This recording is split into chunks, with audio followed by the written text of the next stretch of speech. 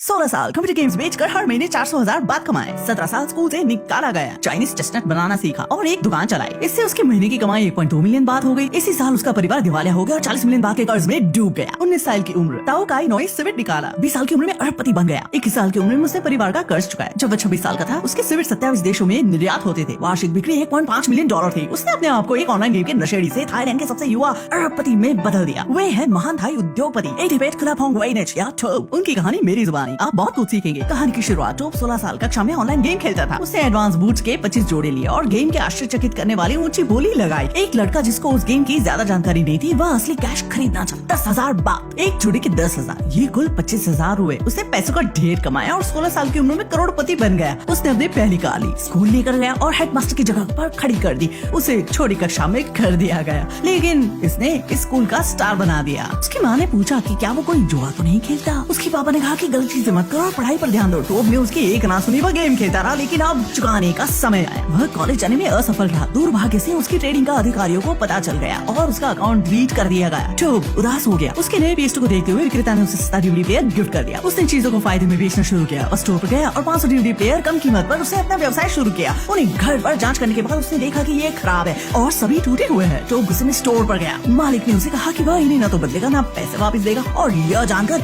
कि कोई सामान सस्ता नहीं था, इसने इसको गिराकर रख दिया। उसने स्टोर में तोड़फोड़ की। मालिक ने उसको कान पे मारा, वो बच गया। पहली बार उसने जाना कि असली दुनिया गेम की जितनी आसान नहीं है। इसके बाद टोप प्राइवेट यूनिवर्सिटी चला गया, लेकिन जल्दी से धनवान बनने की तमन्ना में वह आगे सामान्य जीवन नहीं जी सका। वह सोचता रहा कि बिना पढ़ाई के कैसे धनवान बना जाए। एक दिन वह अपनी प्रेमिका को चाइना टाउन में ले आया। उसे मरून ग्लेज पसंद थे, इसलिए टोप उसे लेने गया। उसे पता लगा कि ये मरून ग्लेज केवल चाइना टाउन में ही बिकते हैं और इतने प्रसिद्ध है कि बहुत से लोग इन्हें खरीदने आते हैं। अगर वो इन्हें कहीं लेकर जाकर बेचे, ये आइडिया उसने सच किया। टोप ट्रेड एग्जीबिशन में गया और एक मशीन देखी जो मरून ग्लेज को अपने आप बना सकती है। विक्रेता ने कहा कि यह पहली मशीन है। उसने उसका विश्वास किया और उसे खरीद लिया। घर पर लाने के बाद उसके पापा गुस्सा हुए और कहा, वीकेंड मार्केट में इसे आधी कीमत में खरीदा जा सकता है, तुम्हें आसानी से ठग लिया गया है। लेकिन उन्हें नहीं पता था कि उनका लड़का बहुत महत्वाकांक्षी है कि वह पैसे से पैसा बनाएगा। उसने जल्द ही मरून ग्लेज बनाना सीख लिया। दूसरे लोग क्लास ले रहे थे। यह जाने के लिए कि चाइना टाउन में मरून ग्लेज कैसे बनता है, उसने क्लास छोड़ दी। उसके माता पिता चिंतित थे और सोचा कि वह पागल है, लेकिन दोनों ने अपने बेटे को कमतर समझा था, जो बहुत गंभीर था। मरून ग्लेज बनाने के लिए शुरू में उसने एक गुरु से सीखा और नोट्स बनाए। पहले चेस्टनट को पानी में भिगोया, फिर उन्हें हिलाया, फिर वह दूसरे गुरु से सीखने चला गया और जाना कि इसमें कोबल स्टोन की जरूरत है।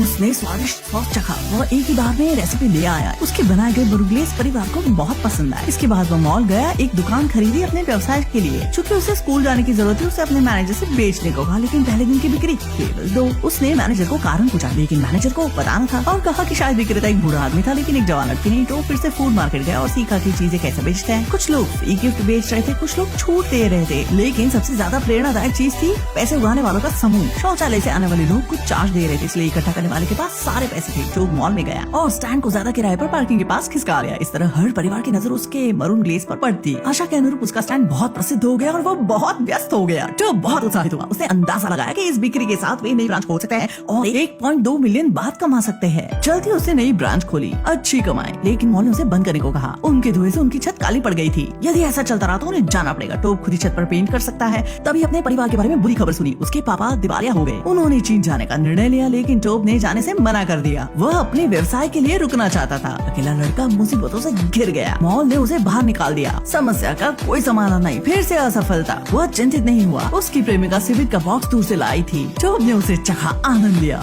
और इसे खाने से नहीं रोक पाया। उसे एक आइडिया आया सीवेट बेचने का और उसने इसे सच किया। वह सीवेट की एक शाखा लेकर आया, लेकिन वह सप्ताह में खराब हो गई। अब क्या करे? टोप को दिक्कत नहीं हुई। वह एक कृषि विश्वविद्यालय गया, प्रोफेसर से खाद्य प्रसंस्करण तकनीक के बारे में जाना, सीवेट को रखने के बारे में। उसकी कहानी ने प्रोफेसर का दिल छू लिया और उसे एक वैक्यूम सीलिंग मशीन दिखाई। उसने इस वैक्यूम सीलिंग का रहस्य बताया, लेकिन वो तो बहुत महंगी थी। पैसा उगाने के लिए उसने चेस्टनट वाली मशीन बेच दी और सीवेट को फ्राई करने की कोशिश की, लेकिन मैनेजर इसे स्वादिष्ट नहीं बना पाया। इस परीक्षण में 10 बॉक्स लग गए। इसमें उनके 10,000 बात लग गए। टोप के पास पैसे खत्म हो गए। फिर अपने अपना पसंदीदा PS2 और कंप्यूटर बेच दिया। मैनेजर ने हार मान ली, लेकिन टोप दृढ़ था। उसने कहा कि 10,000 बात निवेश करना जरूरी था। उसने अपने मैनेजर को जारी रखने के लिए मना लिया। जल्दी एक तूफान आया। उसने सीवेट को भिगो दिया। मैनेजर फिसलन वाली फर्श पर फिसल गया और लगभग अधमरा हो गया। टोप ने तुरंत उसे अस्पताल भेजा। कई बार यदि कुछ गलत हो सकता है तो यह होगा जब आप इसे सही से संभालते तो तुम सफल होते हो। टोप घर गया और सीवेट को फ्राई करने की कोशिश की। तेल के छींटों से उसको कई दाग हो गए। कई सालों बाद उसके बाजू पर हमेशा के लिए उसके दाग रह गए, लेकिन उसे परवाह न थी। वह अच्छी सीवेट बनाने के लिए फ्राई करता रहा। सीवेट खत्म हो गए थे और पैसे भी। क्या यह खत्म हो गया? गया। अचानक उसने जमीन पर सीवीड का बैग देखा, बारिश में भीग रहा था, बेकार। लेकिन उसने इसे उठाया और फ्राई किया। एक निवाला एकदम सही स्वाद। टोब को सीवीड को फ्राई करने का तरीका मिल गया। इसे पानी में भिगोना। जब मैनेजर ठीक हुआ तो बिक्री काफी अधिक थी। टोब ने हिसाब लगाया, अनुमान 1 मिलियन रात कमा सकते हैं। पर अब एक और गंभीर समस्या। उसके पास पेरेंट्स का फोन आया। उन्होंने बताया कि उनका घर जब्त होने वाला है। उसने पता लगाया 40 मिलियन बात के कर्ज में है। अचानक टोब को लगा पूरा आसमान गिरने वाला है। अगर वो 40 साल तक सीवीड बेचे तब जाकर ये चुकेगा। वो सामान उठा रहा था और उसने नींद की गोलियां देखी, कोने में छिपी थी। लेकिन फिर उसने परिवार का बोझ महसूस किया। उसने परिवार के कर्ज को चुकाने का निर्णय लिया।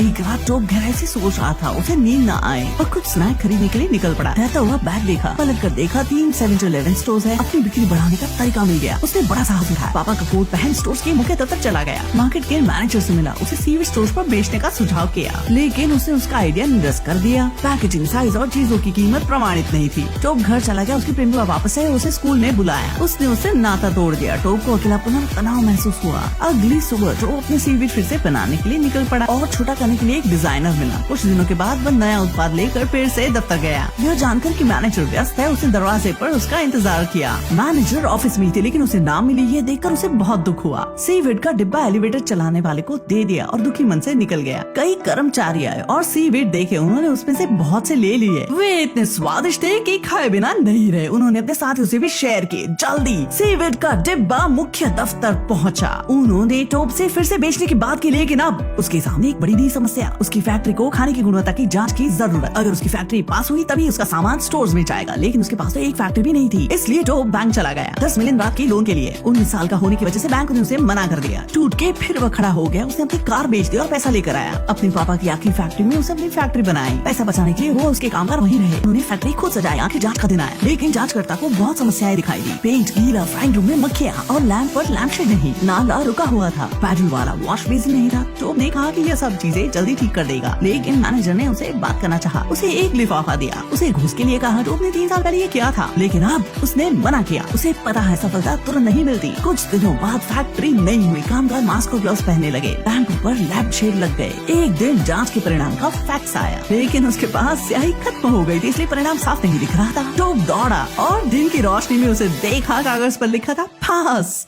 डिलीवरी वाले दिन टोब रोने लगा। उसने कहा अगर इस बार वो असफल हो गया तो उसके पास कुछ नहीं होगा। कुछ दिनों के बाद इस 19 साल के लड़के ने अपने पापा को फोन किया और घर आने को कहा। टोब ने कर्ज उतार दिया। 26 साल की उम्र में उसकी वार्षिक बिक्री 1.5 बिलियन थी। एक युवा अरबपति ने कर दिखाया। एक ऐसा पात्र बना जो सच्चे इंसान पर आधारित था। हर कोई उसे कुछ सीख सकता है। तो अरबपति बनने का रहस्य क्या है?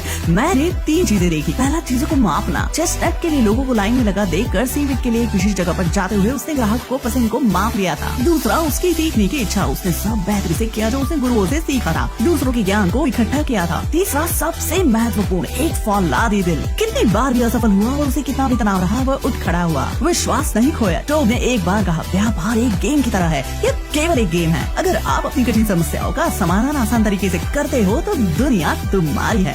अब आपको यह फिल्म कैसे लगी? अपना कमेंट दे। अगर आपको यह पसंद हो तो लाइक जरूर करें।